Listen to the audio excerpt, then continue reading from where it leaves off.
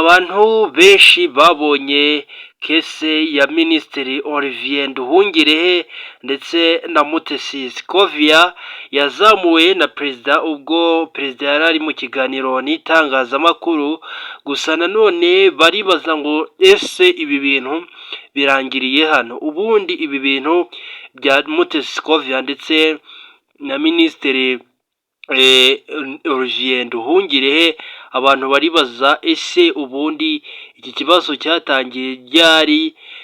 Ni gute perezida yaje kukimenya? Ese iki kibazo gifite uburemere bungarute bugeze aho Mutesi Scovia kuri ubu ngubu yamaze gushyikirizwa inzego ari gukorwaho iperereza, dore ko kuri ubu ngubu bivugwa ko Mutesi Scovia yamaze kugera mu nzego zishinzwe iperereza, aho ari kugenda akorwaho iperereza. Bivuze ko Mutesi Scovia yashatse kuba yahakana ibyo Minisitiri Olivier Nduhungirehe yamaze kuba yatangaza. Bivuze ko hari ikindi kintu uwitwa Mutesi Scovia yaragambiriye kiri inyuma y'ibyo ngibyo, ndetse abantu baribaza ese Mutesi Scovia ubwo yaba ari kuzira iki hagati aho ngaho?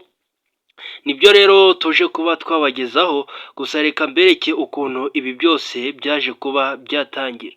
Mbere yo kumbaza banza unsobanurire menye ibyabaye n'iki. Murakoze nyakubahwa Perezida wa Repubulika. Ikibazo cyabaye ko ntazi Igifaransa neza. Ntabwo byari ikibazo cya protocol, ntabwo byari n'ikibazo cyo gusubiza minisita nabi. Nge nta kibazo nari mbifiteho. Ku rwego nyakubahwa Minisitiri yumvaga nkwiye kuba nkiziho, ngerageza gushyira ijambo rye mu Kinyarwanda kugira ngo Abanyarwanda bumve. Aje kunsubiza ko ntabikoze neza. Hari ku cyumweru yakosoraga Ikinyarwanda. Ni ukuvuga ngo hari message yari yanditse cyangwa ubutumwa mu Gifaransa, asubiza yavugaga kuri ishu ya Kongo. Hari abo ibyo yasubizaga tugerageza gushyira mu Kinyarwanda. Ngira ngo ntitwabivuga neza nk'uko Igifaransa kibivuga. Babiquestioninze ibyo navuze, bavuga ko ahubwo baza no kubaza umuhanzi. Babiquestioninze bavuga ko ibyo wavuze bitari byo, nicyo cyangwa ko bitari byo, ko bitumvikana. Ariko se kuvuga neza hari icyo mwanyuranyijeho se cyo yavugaga? Ntabwo twakimenye kugeza ubu, ko ahubwo baza kubaza uwo muhanzi ko ari we wenda uza kubisobanura. Ikitarumvikanaga ngo nikize nibyo nanjye nibaza, kuko ibyo navugaga byari clear, kuko Kongo yavugaga ko ngo batunenze ko mu nama ya Africa Sport Summit, kandi Kongo itari nahari baraje. Ariko ibyo ni Kongo yabivuze. Ibyo ni Kongo yabivuze, ngewe ndabinenga muri tweet mu Gifaransa.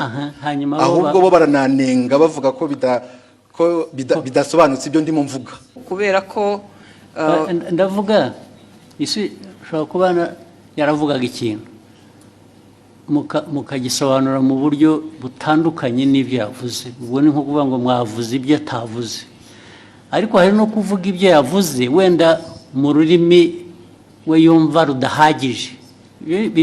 Biratandukanye. Ubundi bivugwa ko ukuntu ibi byose byatangiye, uwitwa Mutesi Scovia nyuma y'uko abonye inyandiko ya Olivier Nduhungirehe, Minisitiri w'Ububanyi n'Amahanga, yashatse kuba yayisemura mu Kinyarwanda, ndetse inyandiko ya Olivier Nduhungirehe ikaba yaravugaga ko Kongo yaje kuba yanenga u Rwanda.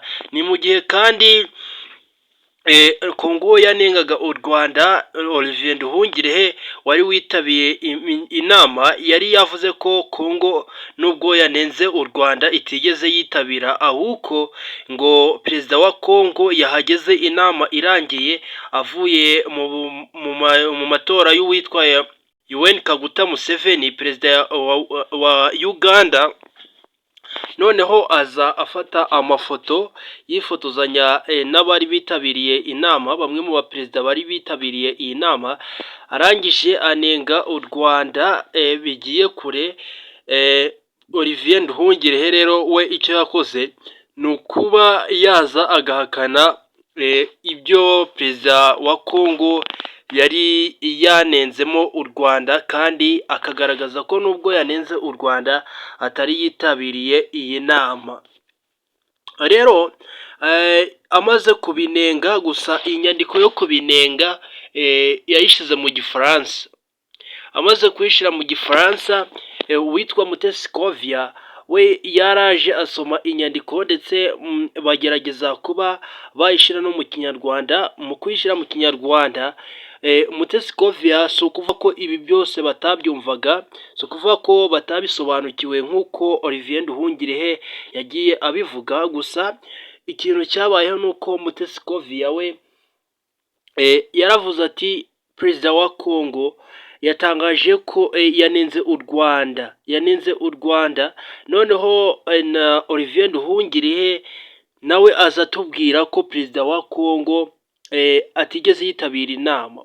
Akibaza ngo ese ni gute umuntu utitabiriye iyo nama yanenze u Rwanda kandi atari yari muri iyo nama? Bishoboka bite ko umuntu utitabiriye inama yaba yanenze u Rwanda?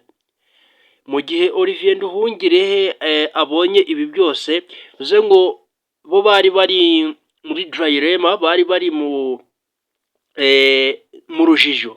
Ni ukuvuga ngo Scovia n'abanyamakuru bakorana umwuga w'ubunyamakuru kuri Mama Rwagasabo bari nk'abantu batitabiriye inama, bo bari baza ngo ni gute perezida wa Congo atangaza anenga u Rwanda mu nama yabaye, iwe yanenze u Rwanda mu nama yabaye, noneho Olivier Nduhungirehe aza ari kuvuga ko perezida wa Congo atitabiriye inama. Birumvikana nawe ari weho byagutera urujijo, birumvikana ko ni ibintu binyuranye mu kuntu nawe byagutera urujijo. So rero Olivier Nduhungirehe akimara kumva ukuntu Scovia n'abanyamakuru be babiganiriyeho, byaramurakaje. Araza asubiza Scovia aramubwira ati rero ibyo navugaga byari clear, byumvikanaga neza cyane. Ubwo bivuze ngo rero mureke gushyira abanyarwanda mu rujijo, ibyo mvuga birumvikana, mureke kuba mwashyira abanyarwanda mu rujijo. Niba mutumvishe neza case, mwareba abandi mubaza cyangwa se mukambaza. Ngaho aho ikibazo cyari gitangiye gukomerera rero nibwo tugeze ku kintu Scovia arimo kuzira kuri izi saha. Scovia ikintu ari kuzira, noneho ari kuzira amagambo akomeye arengejeho, arimo ubutumwa navuga ko budakwiye ku munyamakuru kuba yasubiza Olivier Nduhungirehe.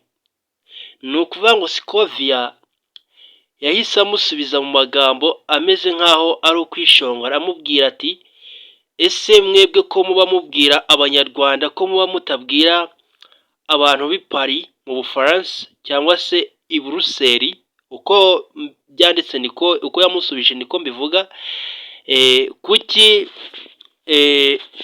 muvuga igifaransa mubwira abanyarwanda? Kuki niba muba mubwira abanyarwanda mutavuga mu Kinyarwanda ahubwo mukavuga mu Gifaransa?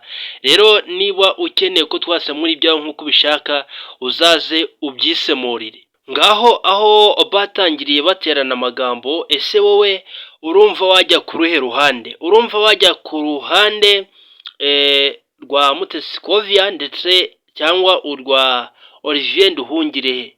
Ese aya magambo Scovia yaba yaravuze arenzaho nyuma, urumva ari amagambo y'abakuru ubu ngubu ari gutuma asiragira mu buyobozi? Cyangwa njye nitwa The Brown, tuzongere dusubire.